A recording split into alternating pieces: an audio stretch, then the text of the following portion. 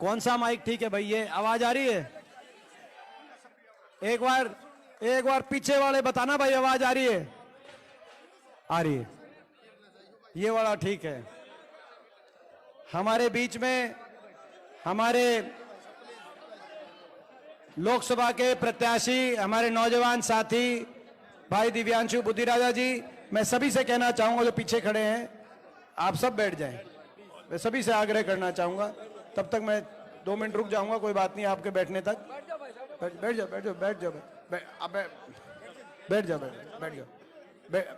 जाओ थोड़ी देर बैठ जाओ, 10-5 मिनट की बात है। कोई नहीं।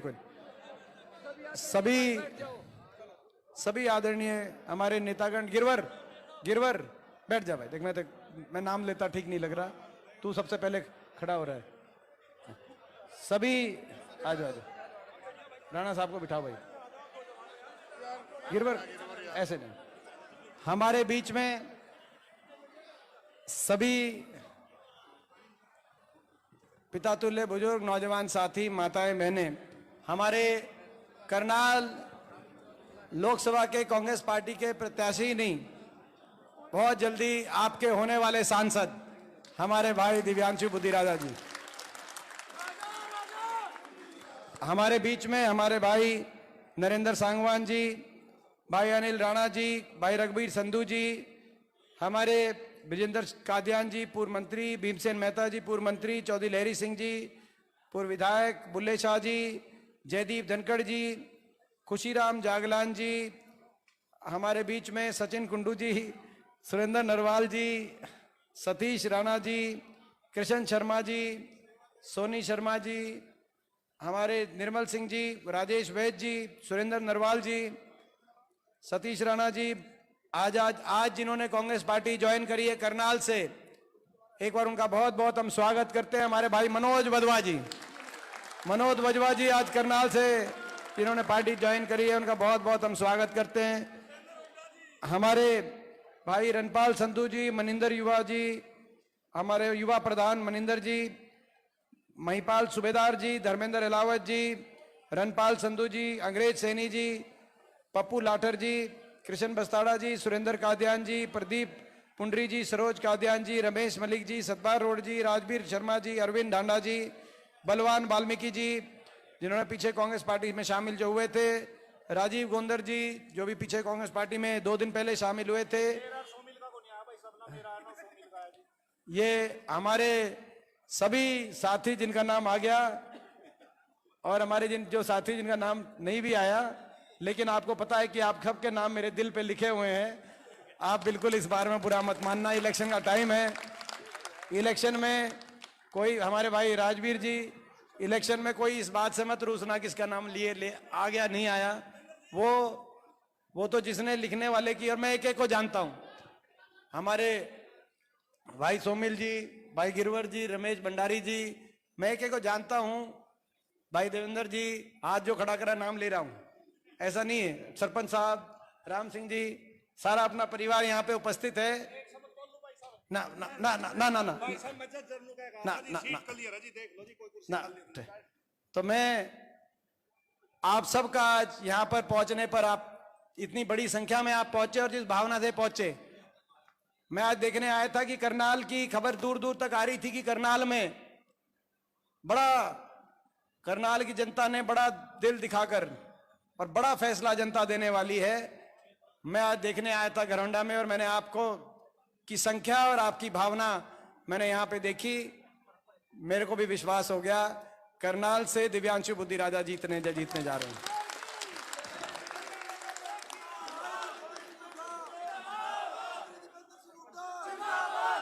क्योंकि मैं समझता हूं कि आज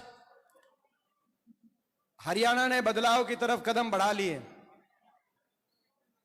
आज सुबह एक पत्रकार साथी पूछ रहा था मुझे करनाल में, जब मनोज वधवा जी को हम ज्वाइन करा रहे थे, कह रहे रोहतक का क्या हाल है।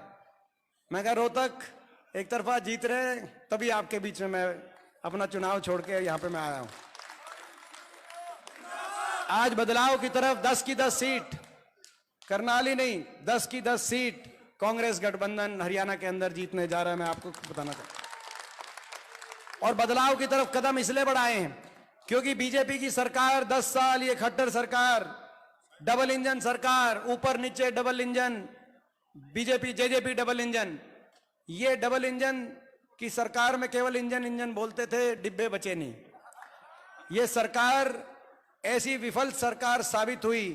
हरियाणा प्रदेश जो विकास, खुशहाली, उन्नति, सुख, चैन, शांति का प्रतीक था, आज वो हरियाणा 10 साल की इस बीजेपी सरकार के बाद देश में बेरोजगारी, महंगाई, अपराध, नशा, हर वर्ग पर अत्याचार, हर वर्ग पर लाठीचार्ज, हर वर्ग को सड़क पर आकर आंदोलन करने का प्रतीक बनाने का काम इस सरकार ने किया। आज देश में सबसे ज्यादा बेरोजगारी हरियाणा में, पढ़े लिखे बच्चों को रोजगार नहीं, ना सरकारी नौकरी खत्म कर दी इन्होंने, और निजी कोई बड़ी इंडस्ट्री हरियाणा के अंदर आई नहीं 10 साल। आज देश में सबसे ज्यादा महंगाई की मार हरियाणा पर, दूध दही का खाना था ऐसा हरियाणा था, अब नशे की बढ़ोतरी में नंबर 1 हरियाणा हो गया। अपराध दर हरियाणा में बढ़ गया। नौजवानों को आज इतनी बड़ी बेरोजगारी का सामना हरियाणा में करना पड़ रहा है, कहीं नशे की तरफ, कहीं अपराध की तरफ, कहीं डिप्रेशन की तरफ, और कहीं विदेश में पलायन की तरफ। हरियाणा में अच्छा भविष्य कोई नौजवान अपना हरियाणा में नहीं देख पा रहा, अपना घर बार बेचकर विदेश की तरफ पलायन को आज हरियाणा का नौजवान मजबूर हो रहा है। ऐसी स्थिति बना दी इन्होंने। गरीब की सारी स्कीम्स बंद कर दी। हमारे समय 3,92,000 एससी समाज, बैकवर्ड समाज, गरीब परिवारों को 100-100 गज के प्लॉट मिले थे, प्लॉट की स्कीम बंद। मकान मिले थे 2.5 लाख मकान, मकान की स्कीम लगभग बंद। किसी किसी गांव में एक आधा कोई मकान आया तो आया, नहीं तो गरीब का कोई मकान किसी गांव में सरकार में आया नहीं।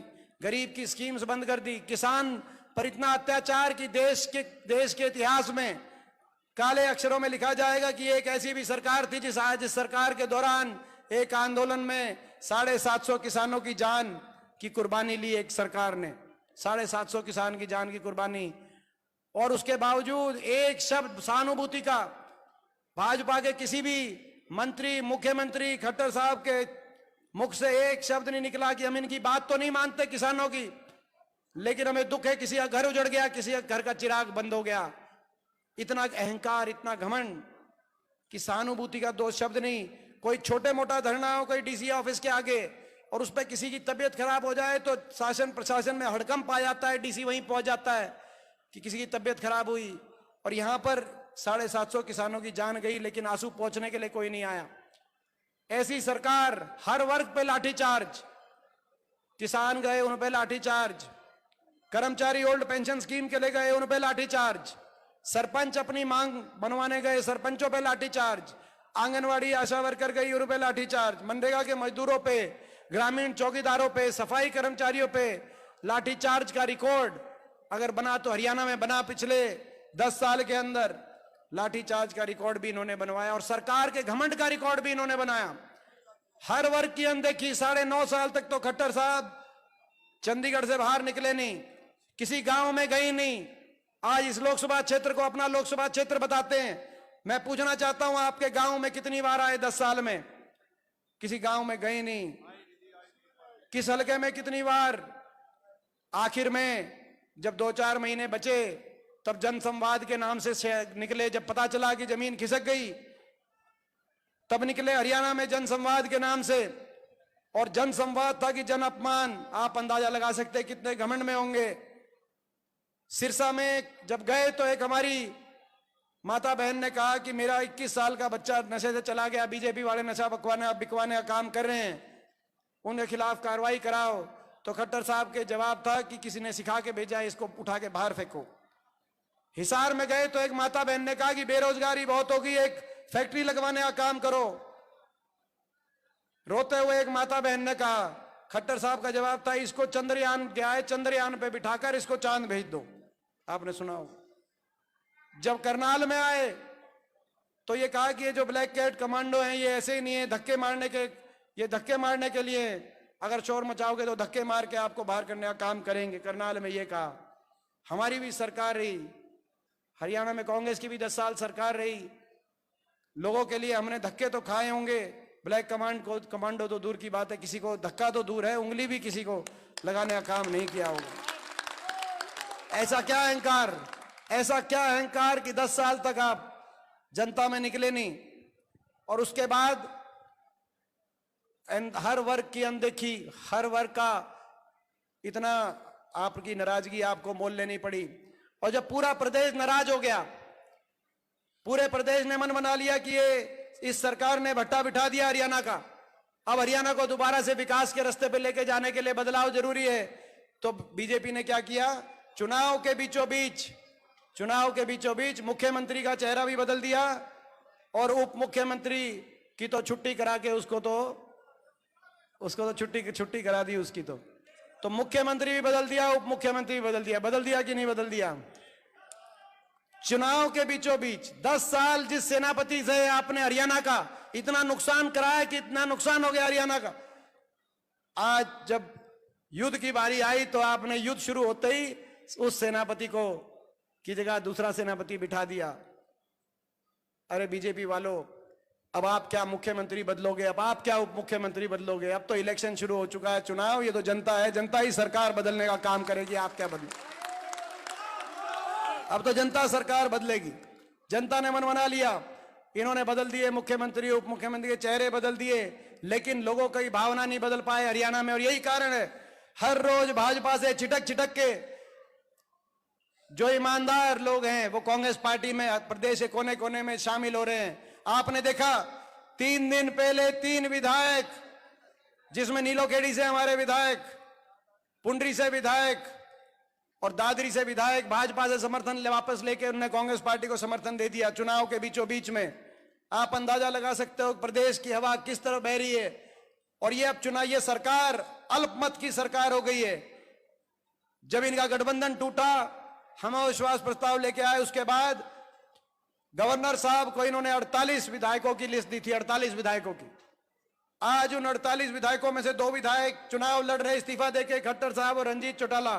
3 विधायकों ने समर्थन वापस ले लिया, 43 विधायक इनके बचे हैं। ये अल्पमत की सरकार है। आज हम मांग करना चाहते हैं घरौंडा से, इस सरकार को बर्खास्त किया जाए, राष्ट्रपति शासन लगा के हरियाणा में निष्पक्षता से चुनाव कराया जाए। इनके पास संख्या नहीं है, इनके पास सरकार चलाने के लिए संख्या नहीं है, मगर ये तकनीकी कारण बता रहे हैं कि अभी अविश्वास प्रस्ताव चुनाव के बीच में नहीं आ सकता। चुनाव में तो हफ्ता 10 दिन बचे हैं, 4 को गिनती आ जाएगी, 5 को पता चल जाएगा किसके पाले में कितने विधायक हैं, फिर कितनी लंबी आप सरकार चलाओगे। जनता के आप कह रहे हो अभी बीच में अविश्वास प्रस्ताव नहीं कर सकते चुनाव में। अगर विधानसभा में नहीं हम रख पाएंगे अविश्वास प्रस्ताव, तो हम जनता के सामने अविश्वास प्रस्ताव रखेंगे। मैं पूछना चाहता हूं आपसे, अविश्वास प्रस्ताव इस सरकार के खिलाफ पारित है तो एक बार हाथ खड़ा करके बताओ कि अविश्वास प्रस्ताव पारित। तो भाई सरकार बनेगी आपकी, हरियाणा में बदलाव निश्चित है। हरियाणा के कोने कोने से आज एक ही आवाज आ रही है, बीजेपी की हरियाणा की सरकार जा रही है और हुड्डा साहब के नेतृत्व में, उदयभान जी की अध्यक्षता में कांग्रेस पार्टी की सरकार आ रही है। हरियाणा ने मन बना लिया और हरियाणा ने मन बना लिया और वो फैसला मगर करनाल लोकसभा का, आज देश करनाल लोकसभा की तरफ देख रहा है। मैं धन्यवाद करता हूं कांग्रेस हाईकमांड का। कांग्रेस आला कमान ने एक ऐसे नौजवान को यहां से उतारा है, मेरे एक ऐसे साथी को जिसकी पहचान केवल उसकी मेहनत से बनी है। एक ऐसे गरीब घर का नौजवान जिसके पास आपके बीच में बताने को ये नहीं है कि मेरे पीछे कितनी संपत्ति है या कितनी धन दौलत है, मेरे परिवार में कोई सरपंच या पंच भी रहा था कि नहीं रहा था, कुछ नहीं आपके बीच में बता सकता। वो ये बता सकता है कि 31 साल की उम्र में उसने अपनी मेहनत से हरियाणा में एक अपना नाम कमाया, अपनी पहचान बनाई है। ऐसे नौजवान को आपके बीच में भेजा है। मैं धन्यवाद करता हूं कांग्रेस आला कमान को कि एक ऐसे मेरे साथी को, जिस साथी ने हर कदम पे मेरा साथ दिया, हर संघर्ष पे मेरा साथ दिया है, एक ऐसे नौजवान को आपके बीच में भेजा है।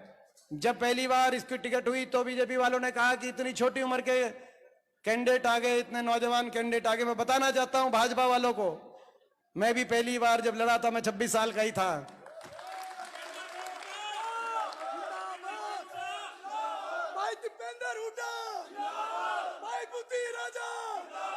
और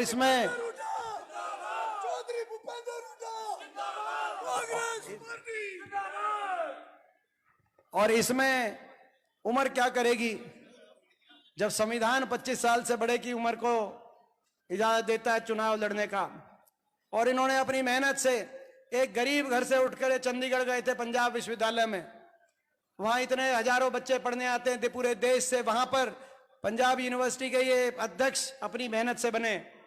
हरियाणा के एनएसयूआई के उसके बाद अध्यक्ष चुनाव होता है, उसमें अपनी मेहनत से बने। और हरियाणा युवा कांग्रेस के अध्यक्ष, हरियाणा में एक युवा कांग्रेस का अध्यक्ष बनता है, एक युवा कांग्रेस का अध्यक्ष, वो अपनी मेहनत से युवा कांग्रेस के अध्यक्ष के रूप में चयनित हुए। यही इसकी पहचान है।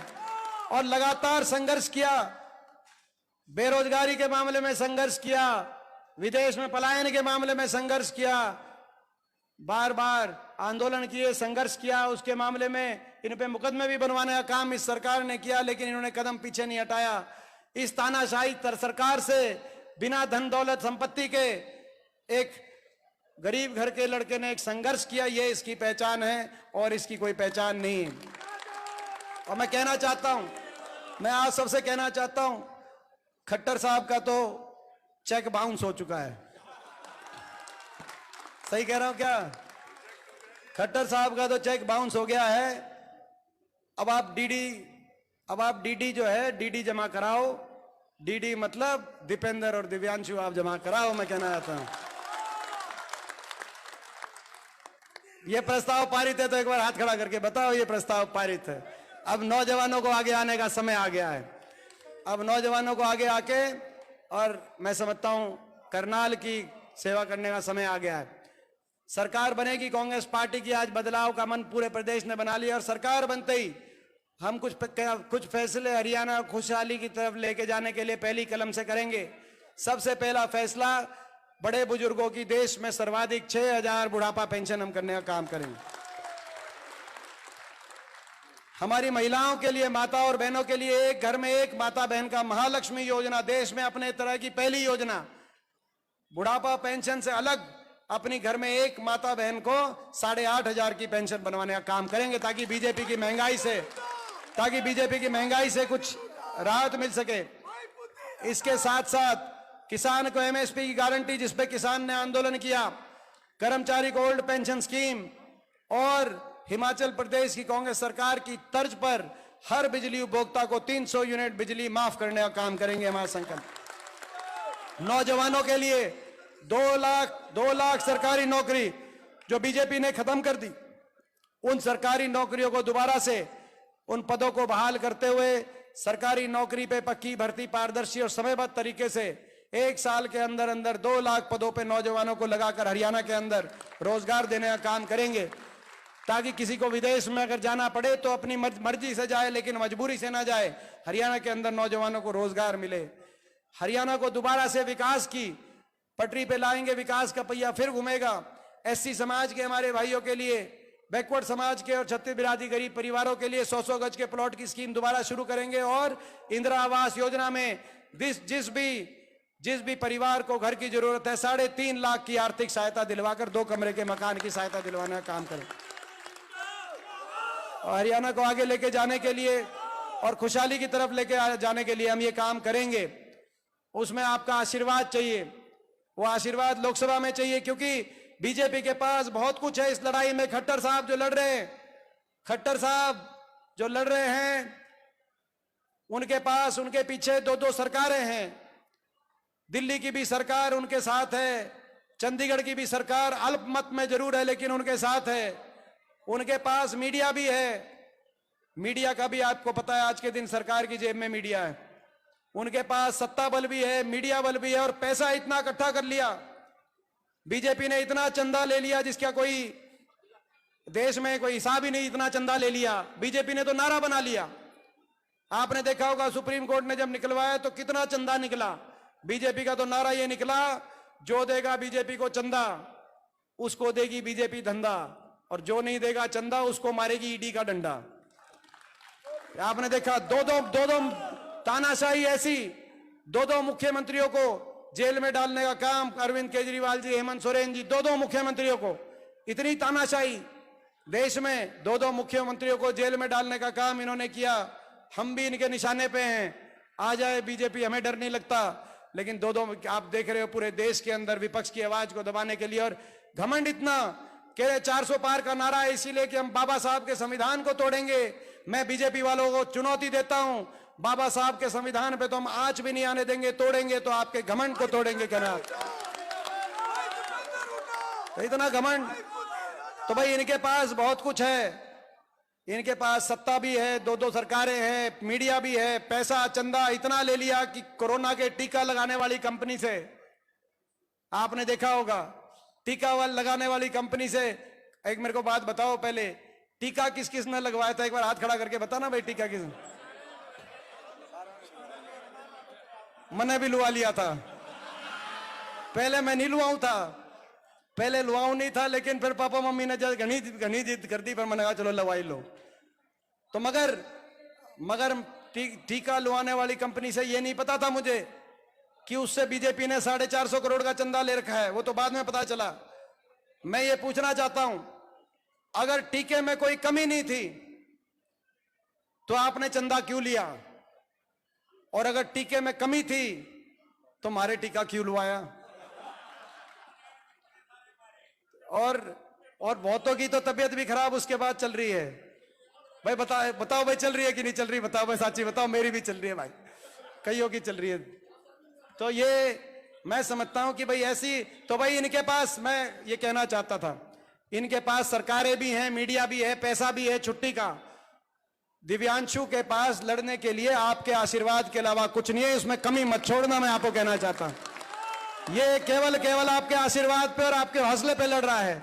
हम आपके आशीर्वाद पे लड़ रहे हैं, हमारे पास और कुछ नहीं है। उस आशीर्वाद में भाई हमको इस आशीर्वाद देने में कोई कमी तो नहीं छोड़ोगे? एक बार हाथ खड़ा करके बताओ, कोई कमी नहीं छोड़।